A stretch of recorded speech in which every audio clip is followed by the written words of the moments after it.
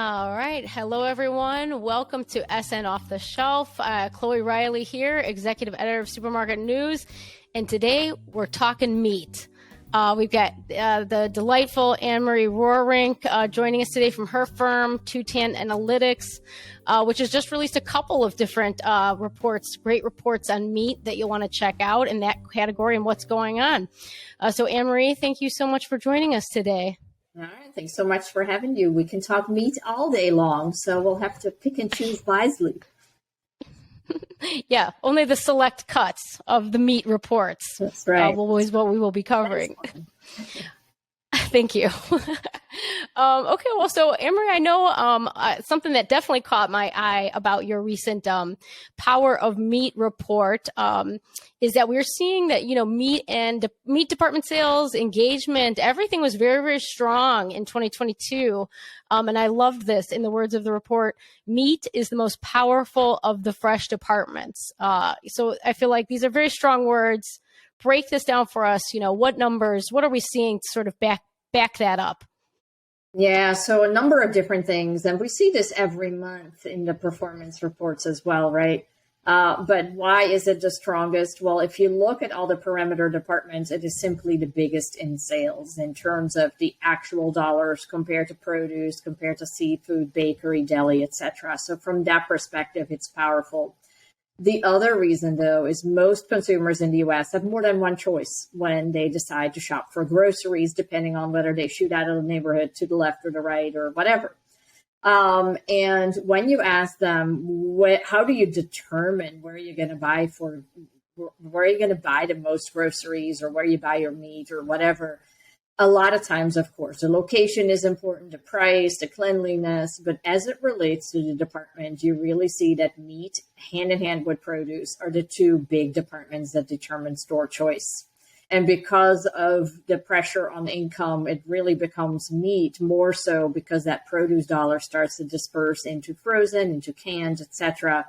So it really is important for the total success of the store, because if you win with meat, it tends to then also win the rest of the basket. And that's why it's so important to make sure that you win in meat, not just for the success of the meat department, but really the success of the total store. And when you say win in meat, I think I know what that means, but does it mean you want to have your sales driven by meat? You want to be seeing, where do you want to see your meat break down versus fresh versus, frozen, or what does it mean to win in meat? So in my mind, it really means having that strong reputation, right? That if people think about a grocery store, there are several things that come to mind. Obviously, it can be 30 miles away when you have an option 1 or 2 miles away. So location, price, all these things are important. But ultimately, what really drives a lot of the decision is reputation. And that's really where it's so important to make sure that you're known for quality, for being in stock, for really being good value for the money. So it's not always about being the cheapest, but it's really about the value equation of price and quality, service, having people available in case there are questions, etc. So winning in meat really means that people think of your store when they think about buying meat and poultry, and then with it, because it tends to be bought during the primary stock up trip so much, if you win that meat purchase, you tend to then also end up with the rest of the $90, $100 basket that people are spending on their primary trip these days. And so as a result, when you win that meat purchase, you end up really driving the success of the total store. Oh, that's so interesting. So yeah, it just sounds like it's really that it's not necessarily like you're saying about price, because right, like Walmart can probably kick your butt on the price. It's really about that reputation of having the quality, and then like you're saying, when people are when shoppers are making their decision to go, do their weekly big shopping trip, then like you're saying, the winning at meat is really the using meat as the anchor to then really pull in the full basket sales, right? Yeah, exactly. And, there's just very different pricing tactics out in the marketplace. To your point, Walmart is an everyday low price. So if you want to buy a little bit of everything and you're not really the person to spend a lot of time on researching specials, then yes, that's why we're seeing some of those value-driven channels such as Costco and Walmart winning in today's environment because they have that everyday low price sort of offering.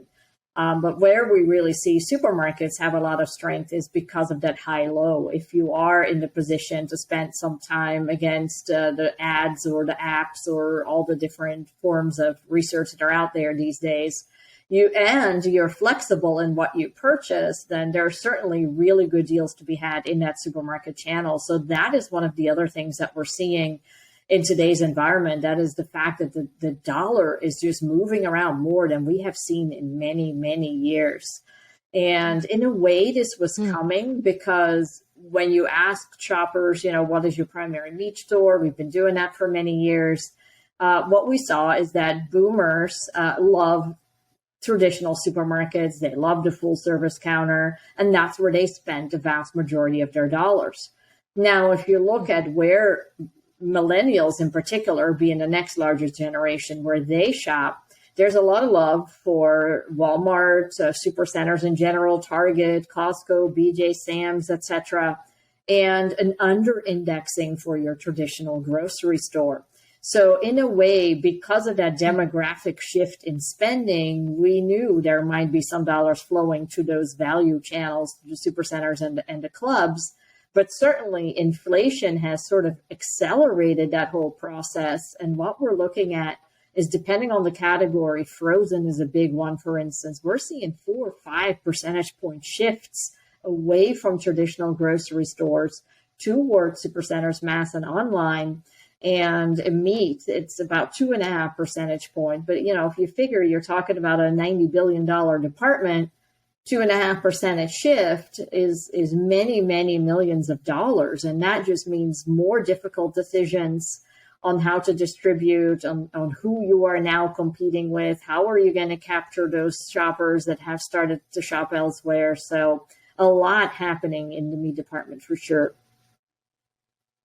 And so it sounds like, from what I'm hearing you say, that that the baby boomer generation, it sounds like they are more comfortable with like the full service, with the more traditional supermarket setting, and it sounds like millennials are starting to go to the Costco's and who else did you mention in there? So we see Target, Walmart, Sam's, BJ, okay, so really yeah, supercenters and clubs. And, if you think about it, I love your word comfortable, because the big difference between those two generations is comfortable with the types and cuts and kinds that you purchase. So we oftentimes see baby boomers be able to buy anything, experiment, because they have that deep knowledge.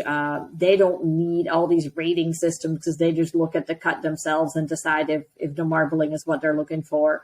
And among the younger generations, you see just a lot more uptick among those basic cuts. So your ground beef, your chicken breast, your, just all the very basic cuts. And that's why they're saying burgers and sausage. It doesn't matter where I buy it, because I just buy my brand. And whether I buy Johnsonville brats at Walmart or I buy them at a supermarket, it's the same thing. So certainly that means a lot of stores have the opportunity to really drive their private brand as a differentiated offering, have people out in the full service and the self-serve area to continue to talk to people, to continue to engage people. Because otherwise, that new generation is going to continue to buy a very small, select number of cuts. And we all know those are not the high margin cuts. Those are not the areas where you differentiate. So figuring out how you can continue to drive reputation and continue to engage with consumers despite not having a full service counter and be case ready, those are really important questions. So it sounds almost too like, it sounds like it's a matter of, especially in terms of kind of capturing the up and coming, capturing the millennials, maybe even capturing the generation underneath that. It sounds like we're talking education, really maybe meeting those shoppers where they're at, maybe upping the social media game, to try to do some of that education or try to capture some of that market. Yeah, I would agree. I was talking to a whole group of millennials about the full service counter, and several indicated that there was a little bit of a barrier in their mind to go and ask questions and really indicate, well, I know nothing, Mm. educate me, sort of thing, because there are more people that go on social media and get educated that way, perhaps.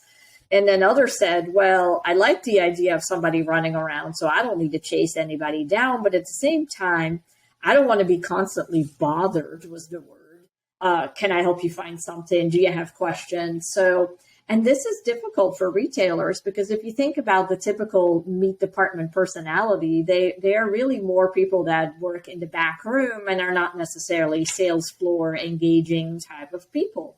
In addition to the fact that it is hard to be a salesperson and that fine line between being a nuisance and being able to make an additional sale.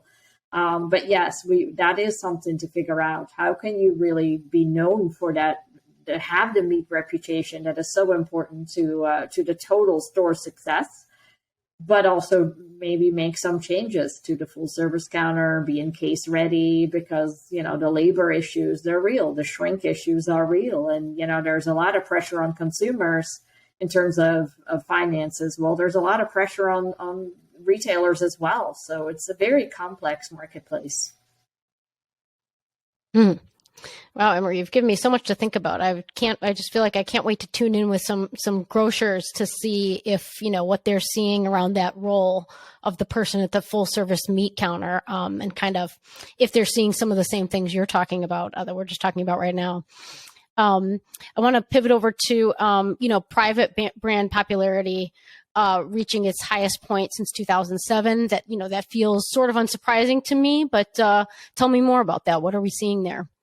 Yeah, I mean, to your point, we've seen private brands do extremely well during the recession of '08. Then brands came back a little bit, especially in meat. If you think about the fact that organic and grass-fed, et cetera, grew bigger, well, a lot of those areas are branded areas. But at the same time, yes, for everything conventional, that's where stores have started to create really big private brand programs. So really the only area that is left that is still highly branded is turkey. And followed by chicken. But a lot of the areas, the packages in the store are really largely private brands. So in a way, it is depending on what is available in the store, period. But then, of course, yes, private brand purchasing has been one of the, I would say, second, third biggest ways in which consumers have been looking to save money over the last 2 years. And certainly in center store, there's always a big difference in the price per pound or the package price between brand and private brand. And retailers have done a great job in sort of taking that popularity of that they and the trust that they build up in center store and in frozen and taking that into areas like meat and produce, where let's just say a retailer has either 2 or 3 tiers in their private brand. Well, they are now starting to drive that too in the meat department, where maybe your prime steaks are your prime top tier versus choice is maybe the middle one. And so they've really made it easy for consumers to leverage the trust that they have in the consumer brand. And as such, also really build a differentiated offering from one store to the other. Goodness, I want to switch over to kind of just home prepared dinners. What role, I mean, to me, it seems like meat makes, such sense especially with the American mentality of, meat is on the center of the plate and then you got the potatoes and the vegetables. So I would assume that meat's doing just fine in home sort of prepared meals and dinners, but what are we seeing there? Yeah, I mean, altogether, cooking more at home and eating less from restaurants, whether that's at restaurants or takeout delivery, is one of the ways in which consumers are looking to save money. We see that every single month in our trend reports, where we continue to see an elevated share of dinners and lunches and breakfast consumed and prepared at home. So within it, we really continue to see historic levels of meat being part of those meals. And to your point, in part, it is just the culture. Americans are big meat eaters, but in part too, if you look at the type of diets that are popular, which is high protein, low carb. Well, that favors meat and poultry. But also, if you think about a sustained energy sort of meal, where if there is a lot of pressure on the dollar and you want to save money, one of the areas might be cutting back on snacking a little bit. So really having meals that sustain, and that of course comes from the protein. So looping back to our earlier point of the conversation, the demand for meat and poultry has been strong. Yes, there's a little bit of unit and volume pressure. So we do see people wanting to stretch their meat dollars a little bit, maybe making meals that have meat as an ingredient versus a center of plate. That's something that we see in the recessions as well. But there's really not been a big drop in people that start preparing meals that do not contain a portion of meat, or I should say not seen an increase in that. There are certainly people that integrate meatless meals, either from a health perspective or a cost perspective, but that's really nothing new. So we've not seen a big spike in that. But it's really where some really interesting changes are happening is in how people are preparing it and where they're getting their inspiration. And that, I think, can be a huge driver for retailers to think about for the future. Yeah, Emery, you're such a proponent of, I feel like I always see the word air fryer when in your reports and when you're talking, and it just totally resonates with me because I feel like I don't even own an air fryer, and I feel so sold on wanting to get one generally that I'm assuming that other consumers must feel the same way. Or I know multiple friends of mine that have them, and I've, tasted the results and they're extremely delicious. So it sounds like I'm hearing you say grocers should be tapping into more of the, what are the tools people are using to prepare the meat, and then market that way as well. Is that right? Yeah, I completely agree. If we think about it, virtually everybody, of course, has a stove and an oven, right? And that continues to be a big part of preparing meat. But at the same time, I'll give an example. I was interviewing consumers, and one of them lived in a small apartment in the heart of Washington, D.C., and both her and her husband worked from home.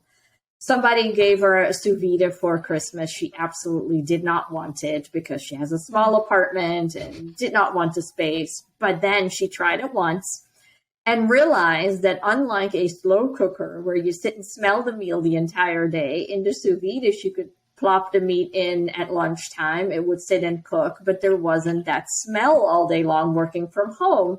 And she now is absolutely in love with sous vide, and her other contraption of choice is the Instant Pot. So, and then you think about packaging. You think about all that packaging that is sitting in the deli as well as the meat department that is microwave ready or oven ready, etc. And so it is really the innovations in appliances, in packaging, that is driving some of the change. And it's important to keep a track of that. And for instance, if you go to Google Trends, right, to see what people search for, I recently did a search and I realized that salmon was in the top 10 searches relative to air fryer 3 times. So of course that meant I had to go buy salmon that day and try it out. But we also saw sausage sitting in there. We also saw chicken wings sitting in there. This was right around the Super Bowl. So yes, there is a big opportunity for retailers to just, slap a quick reminder on there, but also more than anything, being part of people's inspiration, I think is so important. When they walk into that store and you're not quite know what's for dinner, or when they're in the app looking for specials, how amazing would it be that they're not just cherry picking the meat special, but really immediately have a meal in mind and pick up all those different items that go along with that meal. Yes, that makes so much sense to me. And it's funny, Amory, that your friend did not want to be smelling the meat all day, because I have the opposite experience. I love smelling the meat all day. I love the experience of the slow cooker. So this is very strange to me, but to each their own. There you go. That's great. Yeah, I'm pro meat smell, for the record. Let the record state.